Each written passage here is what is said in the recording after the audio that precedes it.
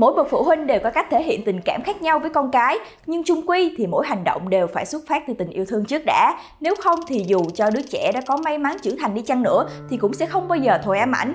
Và đó cũng là câu chuyện mà nhà sản xuất Filthious muốn gửi gắm đến thông qua tựa game cùng tên. Còn bây giờ thì hãy cùng với Chloe theo dõi video ngày hôm nay nha. Nếu một người bất ngờ qua đời trong oán niệm, nơi kẻ đó ra đi sẽ tạo thành một vùng đất tràn ngập oán khí. Đó cũng là nơi thu hút các linh hồn lạc lối, những kẻ không thể đầu thai chuyển kiếp lẫn những kẻ còn sống nhưng đủ xui xẻo. Phần thưởng cho việc đi lạc là tinh thần bị tra tấn đến kiệt quệ, đến lúc chết đi linh hồn cũng trở thành chất dinh dưỡng, mở rộng vùng đất oán khí. Lúc này cần những người sở hữu năng lực đặc biệt, được gọi với cái tên vô giả, mới có thể thanh tẩy oán khí, cứu rỗi những linh hồn thống khổ. Vô giả không thể nhìn, không thể nói, cũng không được thể hiện cảm xúc, bởi vì họ ngưng tụ sức mạnh ngôn từ thành khắc ấn và dùng nó để thanh tẩy linh hồn lạc lối.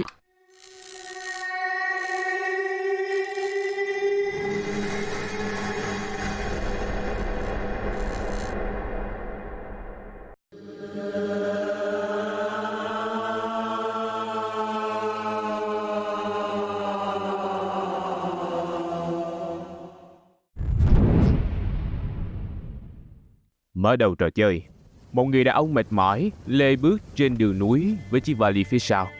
Đến cuối đường, ông ta lấy một dây pháo hoa ra quấn quanh người, bắt đầu châm lửa. Tiếng pháo nổ vang một góc rừng.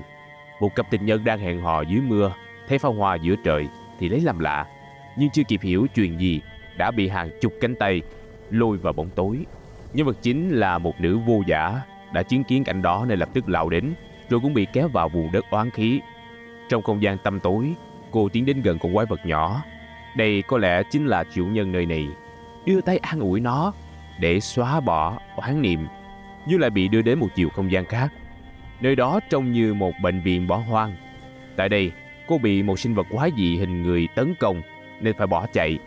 Sau khi cắt đuôi được quái vật, vô giả nhặt được một bộ váy, nơ và đôi giày đỏ của một bé gái. Đi kèm với đó là một tờ giấy khai sinh bị nhòe, chỉ có thể nhìn được giới tính của đứa trẻ là nam. Cô nhận thấy điểm kỳ lạ nên lập tức sử dụng sức mạnh của mình tạo ra khắc ấn và thành công. Nghe thấy giọng một người phụ nữ nói mình thích con gái, đáng tiếc là sinh ra con trai. Con quái vật nhỏ lại xuất hiện nói gì đó chỉ có vô giả mới hiểu được. Cô đến chạm vào tay nó, những con mắt của con quái vật mở ra, tiếp tục đưa cô đến với hành trình của cuộc đời nó.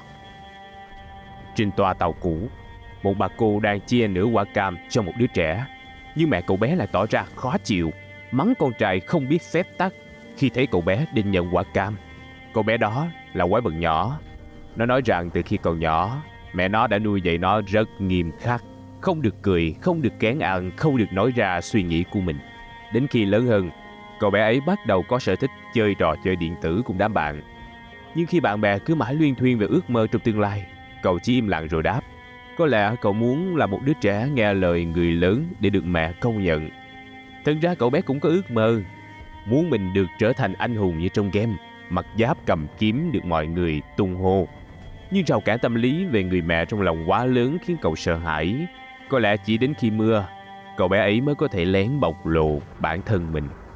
Cậu bé ấy lớn lên vì học dốt, đã bị mẹ mình bạo lực tinh thần rất nhiều lần. Ở trường, cậu bé ấy cũng trở thành đối tượng bị bắt nạt, bị ép lấy trộm tiền. Khi mẹ biết chuyện, bà chẳng những không an ủi, lại còn đánh con vì dám ăn cắp.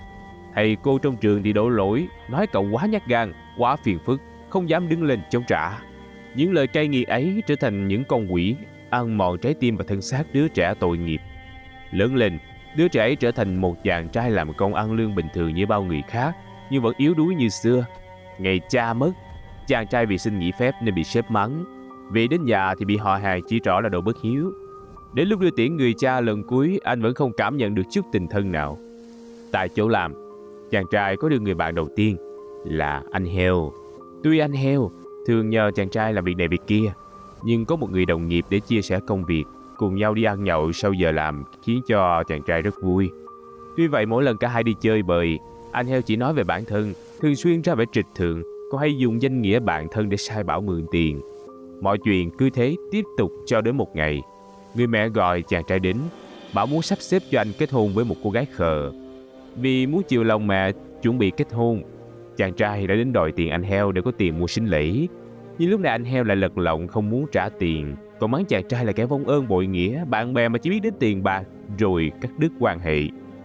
Những đồng nghiệp khác thấy vậy thì tỏ vẻ thương cảm, chép miệng nói họ đã biết heo là kẻ xấu từ đầu, nhưng lời tốt nói thì dễ, sao lúc đó không đứng ra khuyên can. Khi chuyện đã rồi, đám đồng nghiệp mới giả mèo khóc chuột nói vài câu ngoài mặt là an ủi, nhưng có vẻ mỉa mai chàng trai ngu đần nhiều hơn. Cảm thấy mọi thứ đã vượt ngoài sức chịu đựng, chàng trai bỏ chạy về nhà. Nhưng chờ đợi anh cũng chỉ là những tiếng cằn nhằn không dứt của người mẹ già với người phụ nữ sắp trở thành vợ anh. Chàng trai không có ai để tâm sự, chỉ biết nén nỗi đau trong lòng. Ngày cưới đến, chàng trai chỉ biết đón dâu theo lời mẹ dặn. Những người họ hàng đến chung vui chỉ toàn cười nhạo anh. Kết hôn xong, cuộc sống mỗi ngày của anh chàng vẫn trôi qua một cách tẻ nhạt. Để ít lâu thì người mẹ lại giục hai vợ chồng mau có con, tránh bị người ta dị nghị. Người đàn ông dù không có tình cảm với vợ nhưng vẫn cố thực hiện nghĩa vụ của một người chồng. Tuy nhiên sau khi có với nhau một cô công chúa, người đàn ông ấy lại vì công việc bận rộn nên không thể quan tâm đến con. Kể cả ngày con gái biểu diễn văn nghệ ở trường cũng không thể tham dự. Và đó cũng là ngày cuối cùng anh ta nhìn thấy con gái mình, do cô bé đã bất hạnh qua đời vì tai nạn trên đường trở về nhà. Người vợ đau khổ vì mất con nên không ngừng trách chồng.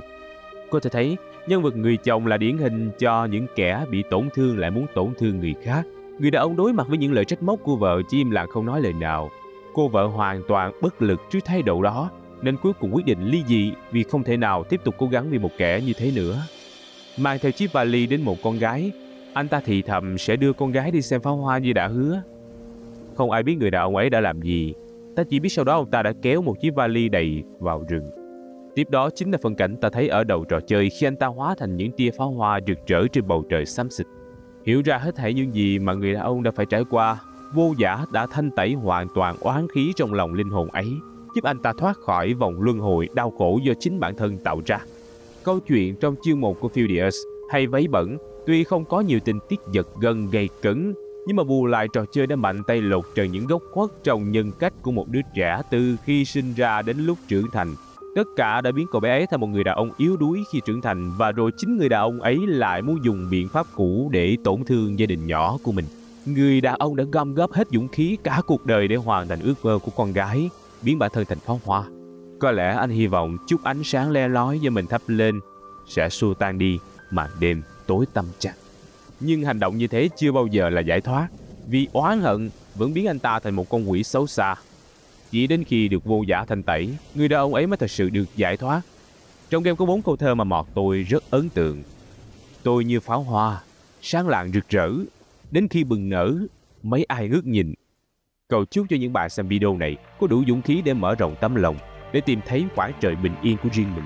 Cuộc sống này có thể không đẹp và không nên thơ, nhưng cũng chính vì không hoàn hảo như vậy mà mỗi ngày mới là một cuộc phiêu lưu vĩ đại mà chúng ta cần dấn thân khám phá.